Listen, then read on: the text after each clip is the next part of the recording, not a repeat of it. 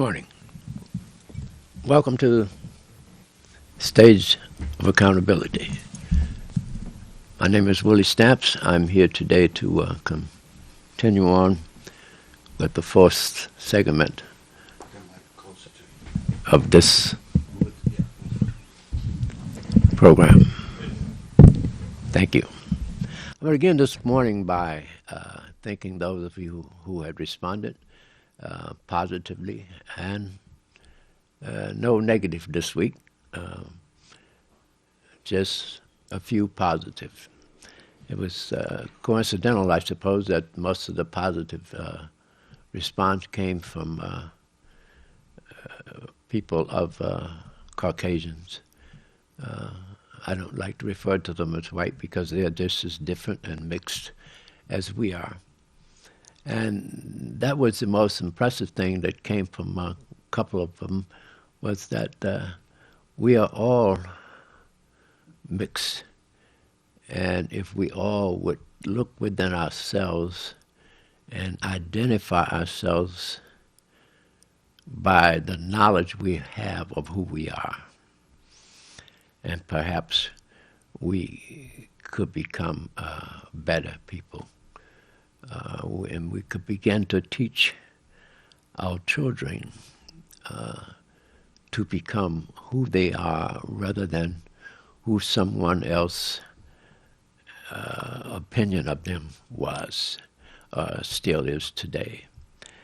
Because that's the main goal of my idea, my project, is to change the narrative of the black and white. I share my experiences with you because the shadow of my experiences have brought me to the conclusion that the black-white narrative is a creation of hate. It perpetuates hate, when in reality it's not true. We are not people of color, but people of substance and character.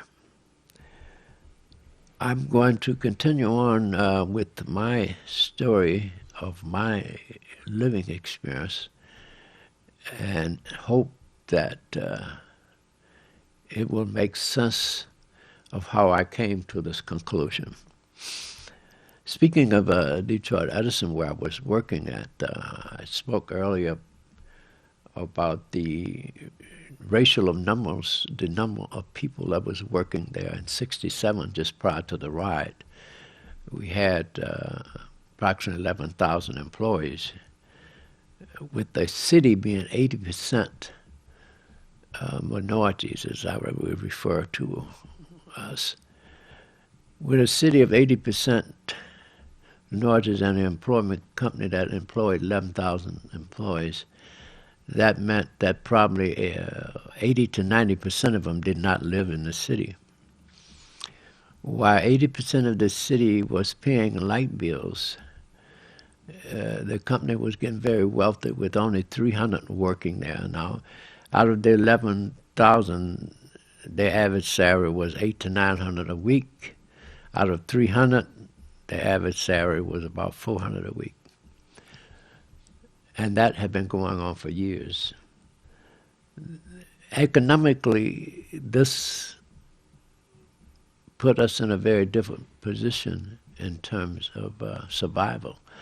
I remember reading once when President Reagan was in charge, he had said that only 3% of the monies that we made in our community stayed in our community, or 3% that came through our hands stayed, the rest of it left. So a good example of that is all of this money that was being made by the company. It was easier to transfer current from house to house in the city of Detroit because everything was within 3 feet away than it was to supply current to the suburbs. But yet the light bills was rated the same way. So economically, we were getting raped, and the benefits was not coming back to us. But that's just one item that is never really talked about as much as, thank you, as the black and white issue, which perpetuate, in my opinion, a business, a profit-making business by perpetuating black and white, and then it creates hate. I remember my grandfather telling me that my great-great-grandfather was named Yoke, and he was the only person of color that he knew was a runaway slave. But he would tell me all the time, do not let them put that yoke around your neck that you are a slave, a descendant of a slave. And I would say, Pop, why explain that? He says, because if you believe that someone enslaved your ancestors, you're going to hate them. And your generations to come is going to hate them. So do not let them put that yoke. A yoke is a thing you put around a cow's neck to keep it from breaking out of a fence.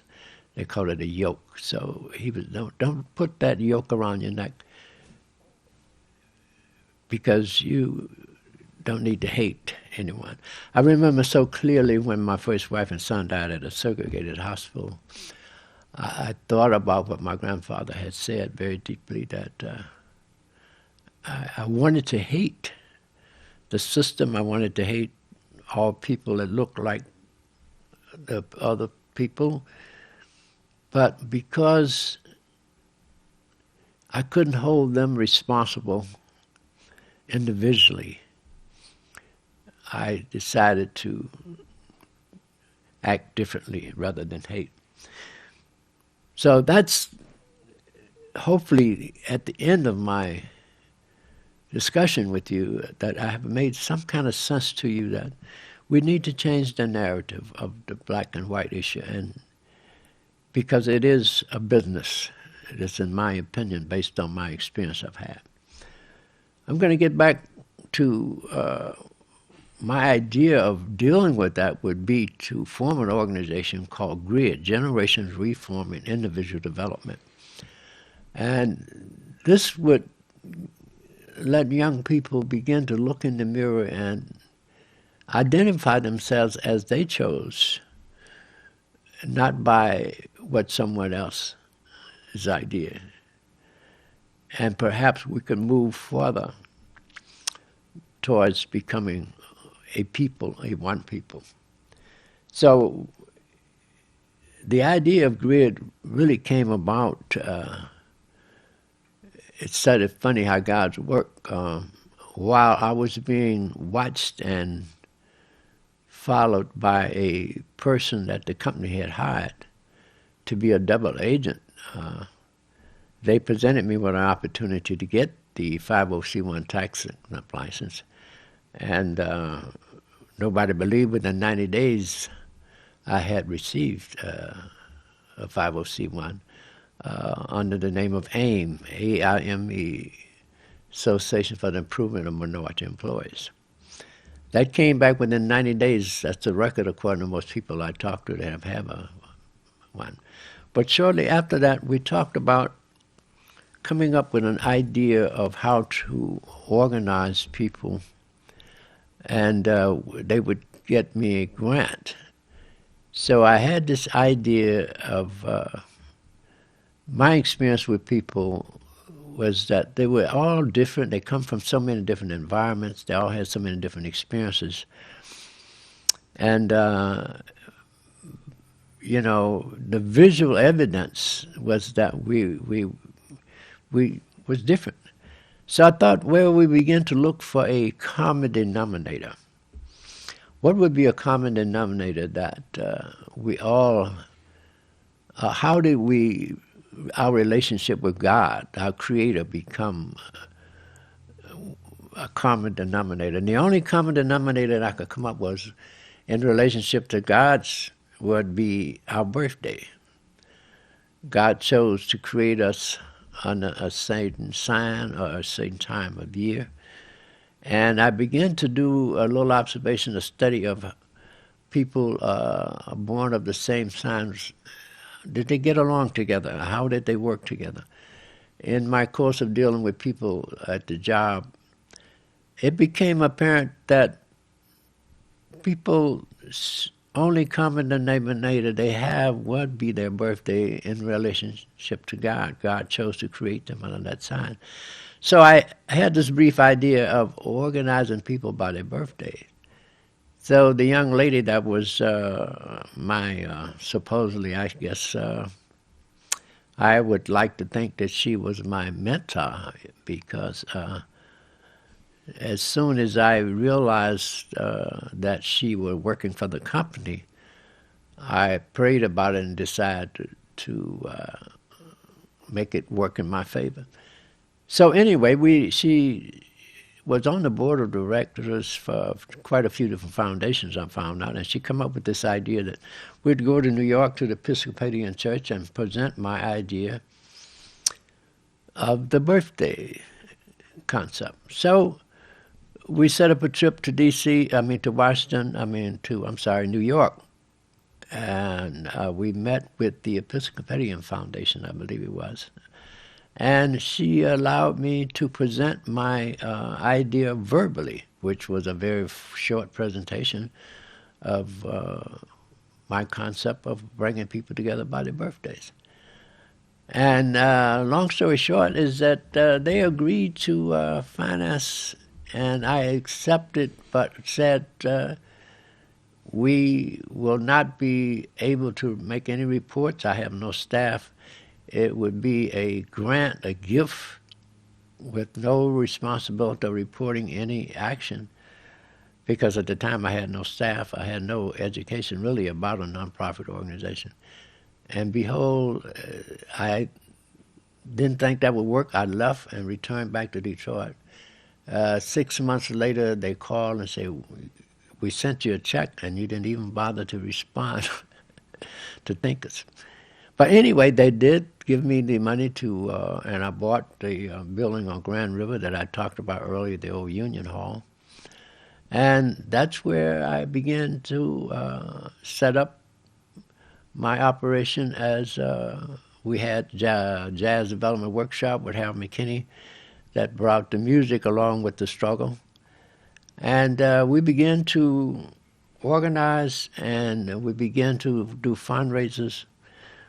But realizing later that this was an attempt of the company to deter me, to lead me, to get me, take my eye off the prize. But consequently, it didn't work that way. We kept pushing, and I kept going forward.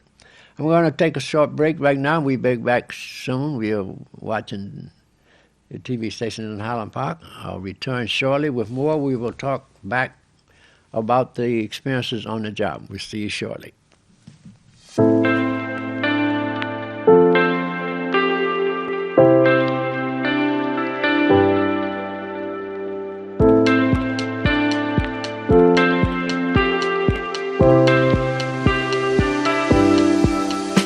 Home, House of Multiracial Evolution, a private club and restaurant, 18341 Van Dyke. Home provides a private space for meetings, parties, or repasts. Home also provides space for people of all racial backgrounds to come together and enjoy delicious food and support the great tradition of Detroit live jazz. For more information, call 313-753-5619.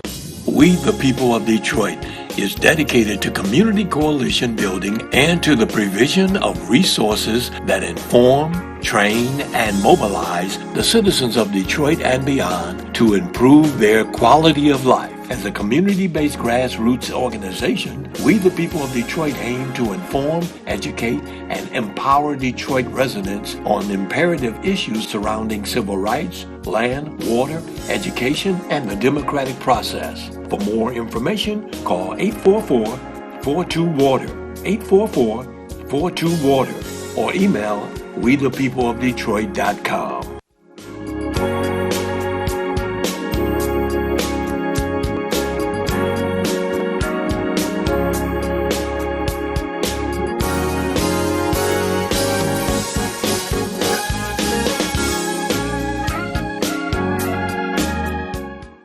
I'm Wayne County Treasurer Eric Sabree. We are living through unprecedented times. As a result, the Michigan Homeowner Assistance Fund was created. This fund, administered by the state of Michigan, is designed to help homeowners cope with pandemic-related hardships, such as delinquent property taxes. Residents may apply for up to $25,000 to help cover 2019, 2020, and 2021 tax years. Previous year's taxes must be paid in full or in a payment agreement with the Treasurer's office. Eligible homeowners must have a qualified financial hardship that occurred on or after January 21st, 2020. You must currently own and occupy your home as your primary residence and must have owned it since January 21st, 2020. To see if you qualify, please visit waynemetro.org, call 313-388-9799, or email textinfo@waynecounty.com. We're here to help. Home, House of Multiracial Evolution, a private club and restaurant, 18341 Van Dyke. Home provides a private space for meetings, parties, or repasts. Home also provides space for people of all racial backgrounds to come together and enjoy delicious food and support the great tradition of Detroit live jazz. For more information, call 313-753-5619.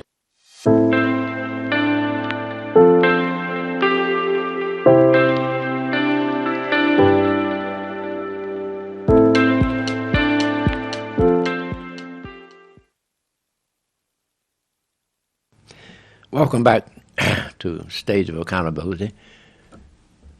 We're going to now shift towards back to the job scene. This is in the 80s now, late 70s, 80s. The appeal, before going to appeal court, the circuit court under Judge Damon Keefe had ruled temporarily in our favor. He had ordered for back pay, $5 million back pay, and $4 million punitive damage to be paid to me. Now, this hit the newspapers, and that's when a lot of the hate within the company started taking place. By this time, I had been, my life had been attempted. There had been 2 times that I had almost been electrocuted. Someone had set me up to be electrocuted by cutting my testers, my Wiggins, my electric tester that I used to see if I was hot. And it was a very fearful time when I had to really just lean on my faith to get through. But during this time, while we were waiting to go to the appeals court, because the company appealed it, the decision that the judge came down. So we had to prepare to go to Cincinnati to the appeals courts. But I also was receiving my training on the job from the predecessor and was dealing with a new world that I had no idea how I was going to handle. But I'm going to tell you a little bit about the trip to Cincinnati that will clearly explain how the system works when it comes to the political arena. Now, at this time, the company had employed a legal counsel, had created its own legal department. They had brought in the Assistant Attorney General in Michigan, who happened to be a guy named Leon Cohan, who was also the chairman of the Democratic Appointment Committee. I mention that because that's so important to understand how the system works. They have key jobs, key judges' positions that they appoint. For example, my judge that I had went before, Damon Keith, had been appointed to his position. And it became real that to me that he, while this man had served as chairman of the appointment committee, was during the time he had gotten appointed. So when we find out we got to go to Cincinnati to the appeals court, we recognized that Mr. Cohan had then, as being head of the legal department at Edison, the Ford legal firm had no longer defended Edison, and the black judge that they had hired to defend them had no longer been around. So we get to Cincinnati, I meet a guy in the lobby called William Rogers. For some reason, I just happened to bump into him. We started talking, but William Rogers was the Attorney General under Nixon, and he was there to represent the company against me. He introduced himself, and we began to talk, and he assured me that he admired my guts to bring forth a case like this. So for some strange reason, I just asked him, I said, well, how much are you being paid? He said, oh, just $5,000 an hour plus my expense. And we talked and went upstairs to the area where the court was to take place. But somehow I had been there earlier that day and been up to this area, and I knew where the men's bathroom was. So I went and planted myself in the men's bathroom. I had learned as a janitor many years ago, many times you can get information from just sitting in the bathroom. But during the course of my sitting there, the judges came in and getting ready with their robes to go into the courtroom. And they laughed and talked to each other with William Rogers. They talked about the last fishing trip they had been on. But consequently, I had no idea at the time that he had appointed two of the judges that was hearing my case. I had found this information out later. But when he came out in the court to present his case, there was only one thing that he stood up and made a statement, and that was that if you paid Willie Stamps $4 million punitive damage, you would be exciting other folks. You would be encouraging other folks. Willie Stamps' case is not unique, he said. The law did not intend to reward him for bringing this case. And if you do reward him, they'll be lined up around the corners. You won't be able to handle the cases that will come. And it took about 4 or 5 minutes. He made that statement and looked the guys in the eye, and he sat down. That was the end of his presentation. But believe it or not, the appeals court held up all the portions of the case except the $4 million punitive damage. They took that out, and my lawyers told me later that we would have to appeal to Supreme Court. And I thought, wow, I laughed to myself, knowing the history of the Cherokees Indians. They had fought all the way to Supreme Court. It's a year ago, just like my ancestors, And we prepared then to go back home and get ready for Supreme Court. And that was another long wait that I didn't know how we was going to endure that. But in the meantime, I was working very diligently with my predecessor, trying to get the handles on this job. it came about a time when I had to take a trip to Florida. I was invited to take a trip to Florida, where they wanted me to meet the group of people that I was working with off record. So I decided to buy my own ticket, because during this time there had been a lot of offers to give me gifts. Let me back up a minute and tell you. The first November, I started on the job in September, but the first Thanksgiving came about, and there was a load of turkeys delivered to me, about maybe 15 or 20 turkeys.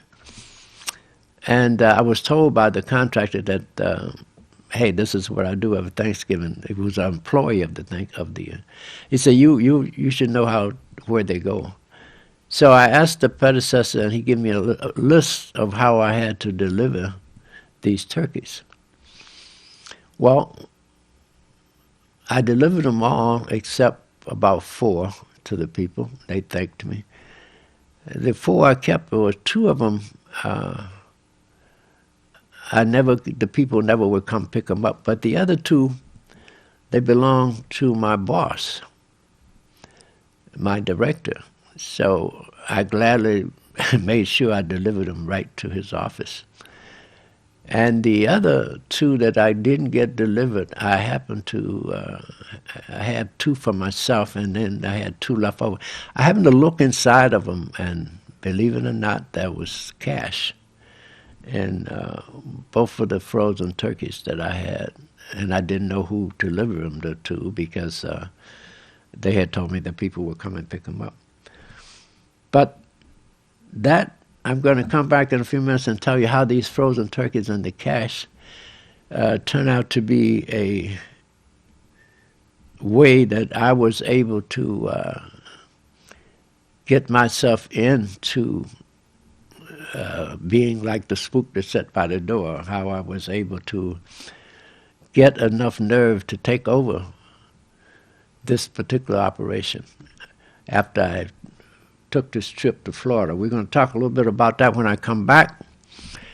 We're watching WHPR TV, State of Accountability. We'll be right back shortly. Thank you.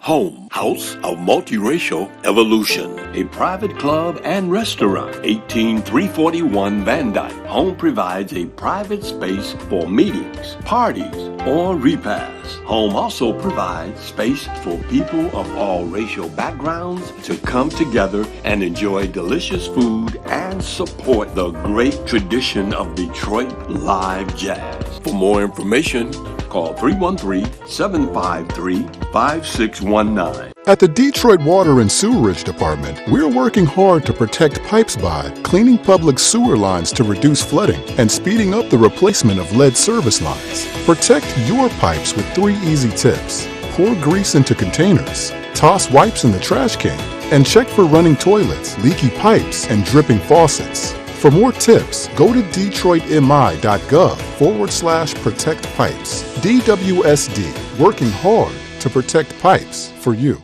Hi, this is LaWanda. This is R.J. Watkins. Coming to you to bring you some information about the #1 detox in the nation, Lemon Burn. Lemon Burn helps to turn the fat into fit. It's for you, a happier, healthier you. Because you know healthy is the new beautiful. An all-natural way to improve your health. It promotes a healthy digestive system, attacks and reduces belly fat, as well as gives you energy. You need to get yours today. Call 313-868-6612. Don't forget to exercise and eat right. Home presents Stage of Accountability, with host Willie Stamps and co-host Charlene Macon. Mondays at 11 a.m. on WHPR-TV, channel 15.2. Stage of Accountability will be exposing the possibility we could be living a lie and the truth is killing us. Stage of Accountability with host Willie Stamps and co-host Charlene Macon. Mondays at 11 a.m. on WHPR-TV, channel 15.2. Join us every Monday for Stage of Accountability, a movement in progress.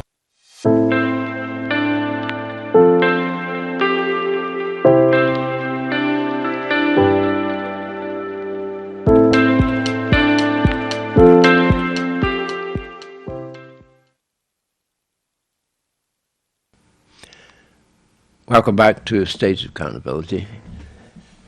I'm going to continue on. I was talking earlier about I had been invited to a trip to Florida.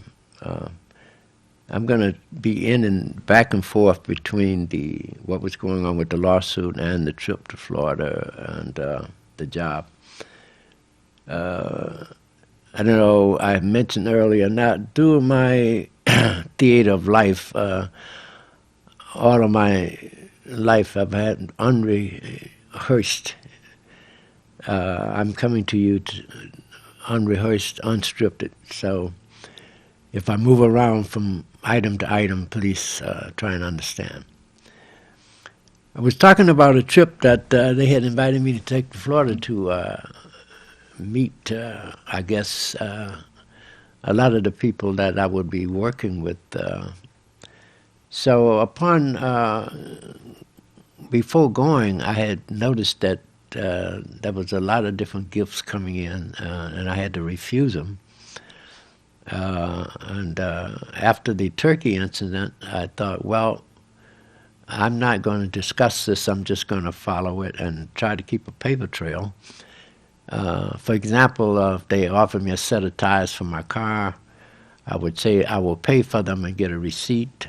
And, you can leave the cash in the car or whatever. I just had to make up how I was going to respond as time went along. But on this trip to Florida, I bought my own tickets, and I had made reservations at a hotel. But when I was picked up at the airport by one of the contractors who had agreed to give me a ride to the hotel, he looked at me and said, Stamps, my wife would not allow me to take you to the hotel. He says, during the conversation I had with him some prior conversation I had mentioned to him that I had met Vice President Humphrey for a brief moment. And he said, my wife is related to him. And she was very proud of the participation he had with the Civil Rights Bill. She insists that you come and stay at our house, because no one else from Edison that ever comes down, they always stay at our house. And the gang meets at my place, so I'm going to insist that you and your wife come and stay with us. So I thanked him, and somehow or another my luggage got lost, and we couldn't find them. And we went on to his place, and he said, "When I get up in the morning, I'll take you shopping, because we had to buy new clothes. When your luggage come, we'll go and pick it up." But as I got up that morning, he says, "Look, you see that bike there?" He said, "I want you to get on the bike, and I want you to ride down to the dock." It was right in an area where there was a lot of boats and stuff. He said, "Go all the way down to the end of the dock, and just ride your bike, and then turn around and come back." I said, "Well, Skip, what's the reason for that?" He said, "Well, I've told everybody that you was coming, and you look different than everybody else, and you would be around. When they see you riding the bike, they will know who you were, and they were going to be treating you fine. All right, okay." So I did exactly as he said, and the morning we got up to have breakfast, my wife was in the kitchen with his wife fixing breakfast, and here come people coming in to have their breakfast. I think they drank. They had a thing ritual they did every morning. They had tomato juice and vodka before they had their eggs and grits. It was a ritual, they said. So they were laughing and talking, and all of a sudden, a guy looked up, one of my old supervisors, whom I've had many grievances against, was at the table, and he had been sitting there talking to my wife, but I guess at that time my wife looked a little bit like she could have been somebody else other than colored, other than a minority. And he didn't recognize that I was there until I walked out, and he had a cigar in his mouth, and he bit it, and it fell on the table. And he left. But that was the beginning of a conversation with the old gang of people from purchasing, contractors, different positions in the company, different supervisors in the electrical system who had access to landscape equipment and stuff. It was just a gang of about maybe 10 different employees and maybe 4 or 5 different contractors. So that day, they decided to go out on a boat ride, and they pulled out one of the yachts, a big boat, and we were riding out into the ocean, and it was a new experience for me and my wife. She had a chance to play with the fish and the different dolphins, and we had been out in the boat for probably about an hour or two, and a small boat pulled up to the yacht, and about 6 or 7 of the guys said, "Oh, let's take a ride. We're going to ride out." I thought maybe they were going to go fishing or something. They said, "No, we're just going to take a ride on a speedboat, give you a little." So it was about 7 of us, 8. We got into the smaller boat, and we went for a ride. My wife never forgets this. She says she didn't expect to see me anymore.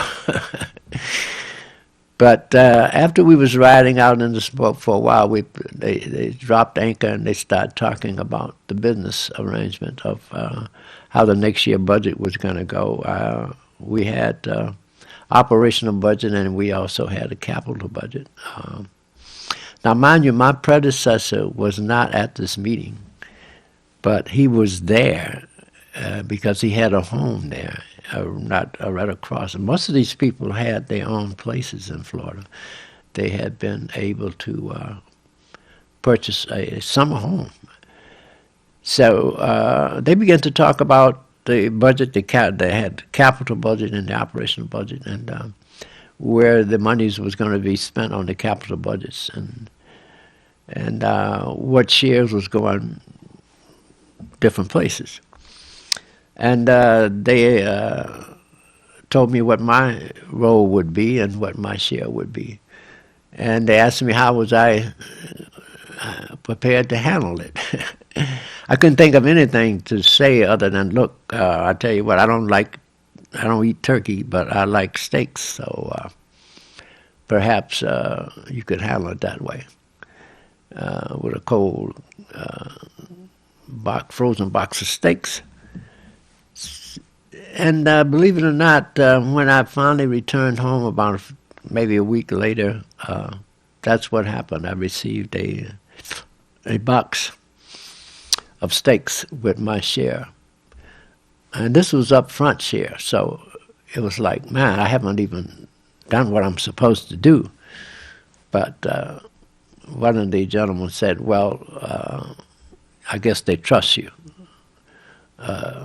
But anyway, you in. So with that being said, I had to take and manipulate that and to find out how to laundry it. So I had to ask one of the guys, and they was willing to let me in on the whole operation. They had a bank, they had an accountant, they had the ability to for 30% of what you had, they would wash it clean and set up a situation where you paid taxes on it and the whole game. That's a long story that it would take time to explain how it works. But it happens all the time now.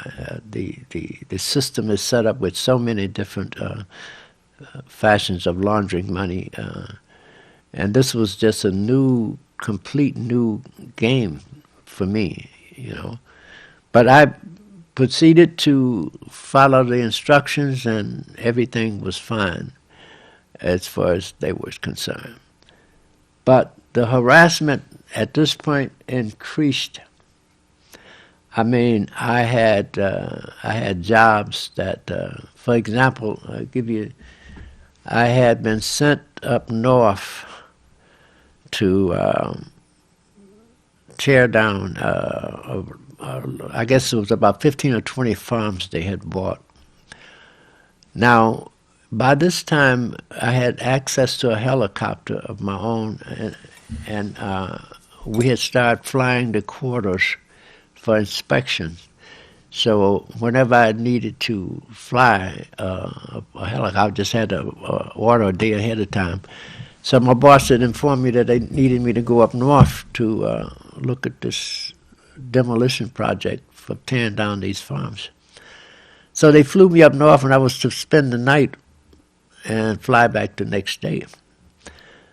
But when the helicopter landed, there was a young white guy picked me up, and we went for a ride. And I guess it's a spiritually God works.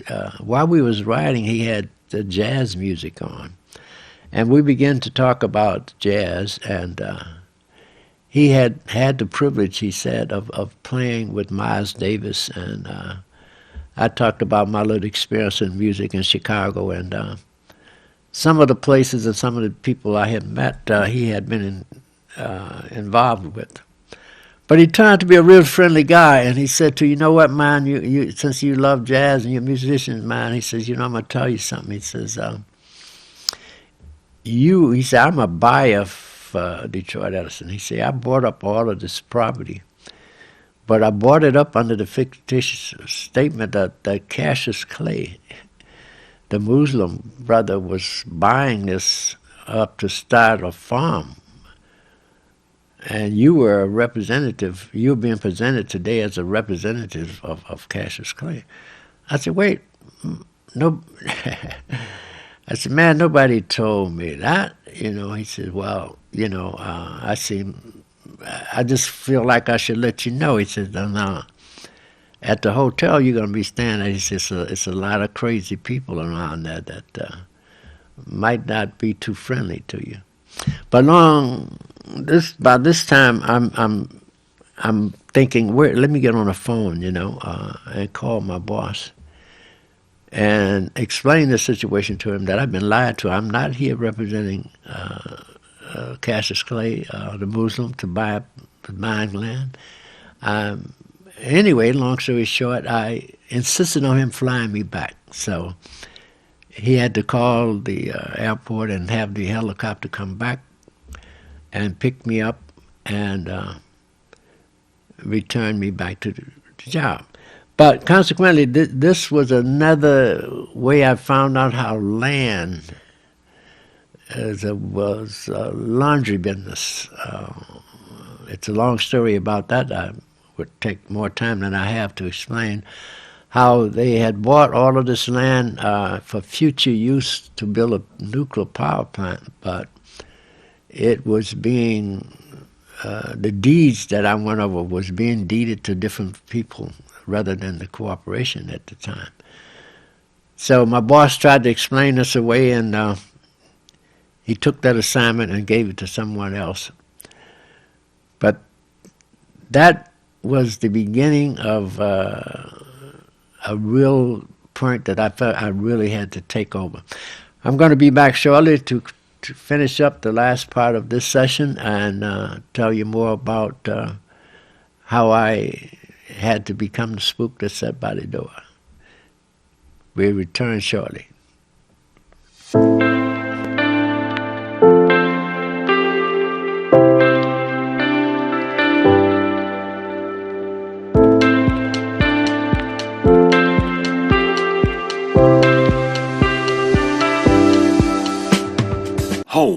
House of Multiracial Evolution, a private club and restaurant, 18341 Van Dyke. Home provides a private space for meetings, parties, or repasts. Home also provides space for people of all racial backgrounds to come together and enjoy delicious food and support the great tradition of Detroit live jazz. For more information, call 313-753-5619. You ready to put your podcast on iHeartRadio? Yes, your podcast on iHeartRadio. What about Alexa, Roku, Fire Stick, Apple TV, Android, or iPhone? Plus live TV streaming. Get your podcast seen and heard all over the world. Call 313-868-6612. Pre-recorded shows are accepted to be archived. This is a WHPR distribution platform. Download the app from the App Store. Go to WHPRTV.com. Channels available for lease 24/7 on Roku, Fire Stick, or Apple TV. Coming soon with subscription and pay-per-view. Also, Block Time is available. Get yours. Call 313-868-6612. That's 313-868-6612. Executive producer R.J. Watkins. Program director Henry Tyler. 107.5 FM WGPR HD2. RadioWeCanSee.com.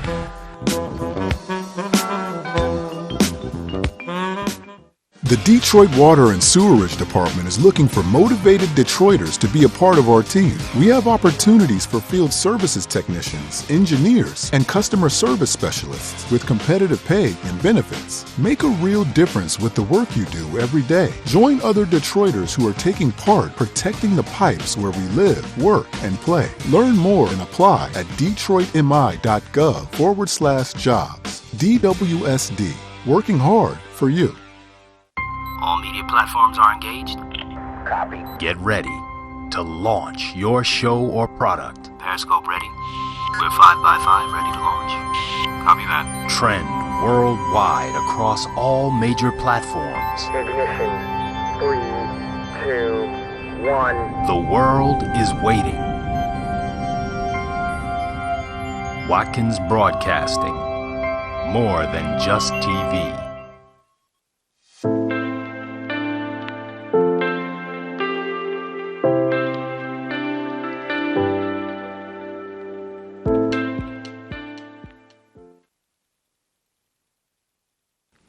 Welcome back to the Stage of Accountability.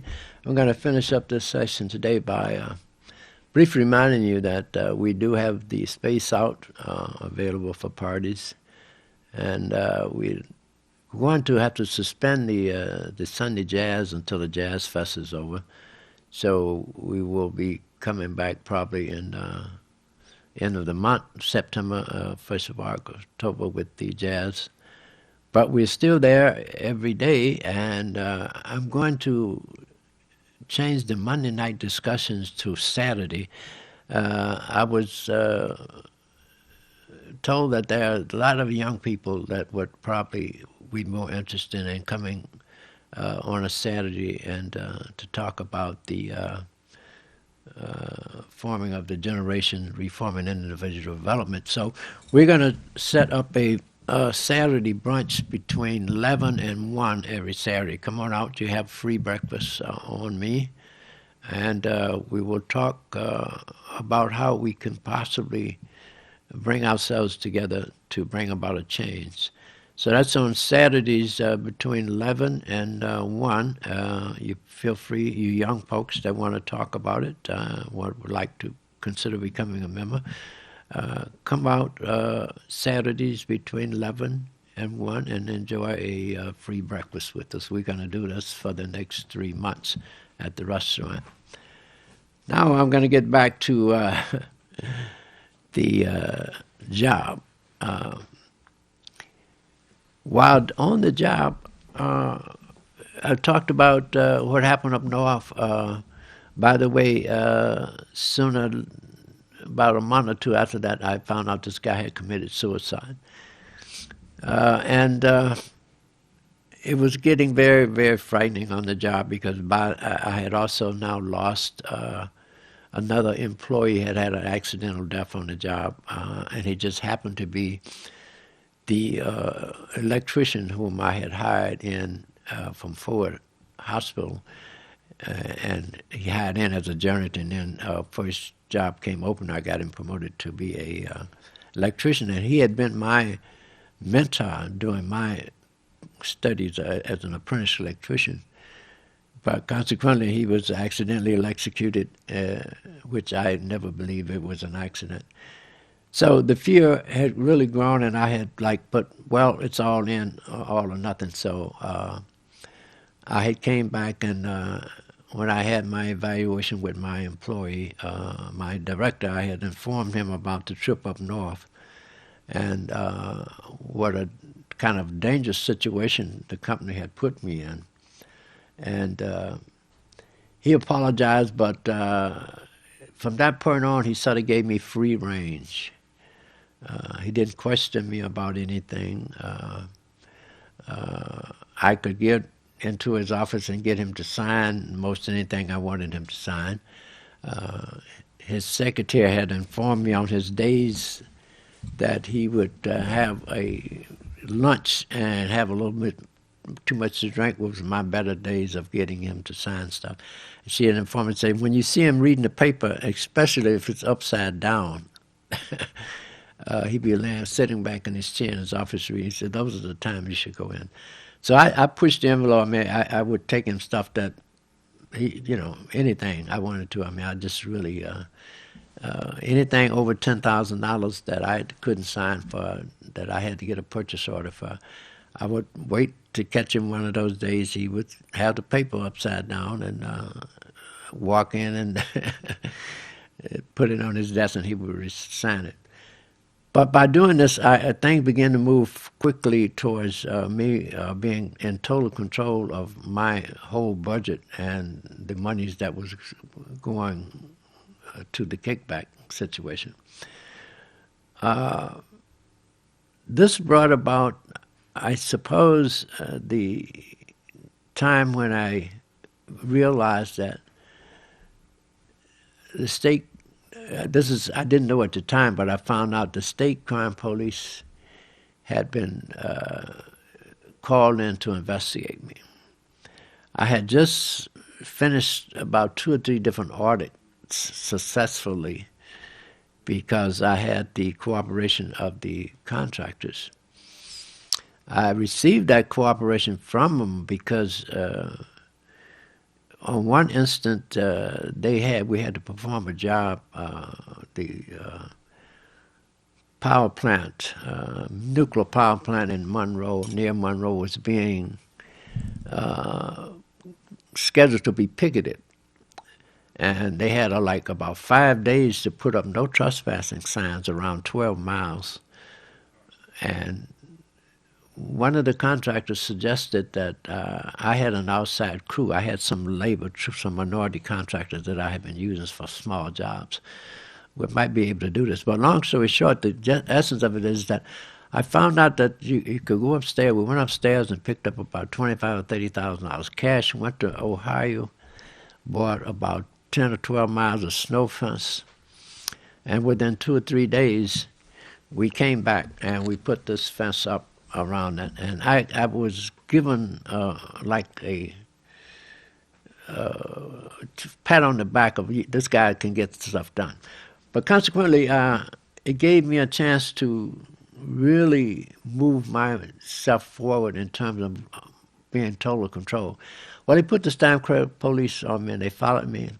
They videotaped me, and they set up a sting. And now, mind you, I had brought in 3 minority contractors.